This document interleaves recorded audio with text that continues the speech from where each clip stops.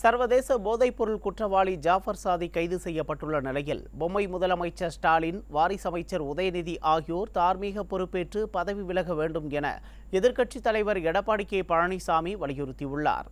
இது தொடர்பாக தனது எக்ஸ் சமூக வலைதள பக்கத்தில் பதிவிட்டுள்ள அவர், திமுக அயலகணியின் மாவட்ட அமைப்பாளராக இருந்த ஜாஃபர் சாதிக் கடந்த 3 ஆண்டுகளாக 3500 கிலோ போதைப் பொருட்களை கடத்தியது உறுதிப்படுத்தப்பட்டுள்ளது என்று குறிப்பிட்டுள்ளார்.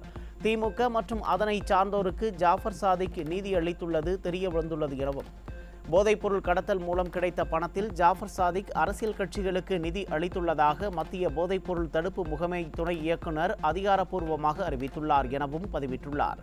தன்னுடைய ஆட்சியில் தன் கட்டுப்பாட்டில் காவல்துறை இருக்கும்போதே 3 ஆண்டுகளாக போதைப்பொருள் மாஃபியா நடத்தி வந்த ஜாஃபர் சாதிக்கை பிடிக்காமல் விட்டதோடு அல்லாமல் அவனுக்கு திமுகவில் கட்சி அங்கீகாரமும் அளித்த முதலமைச்சர் ஸ்டாலின் பதவி விலக வேண்டும் என்று வலியுறுத்தியுள்ளார்.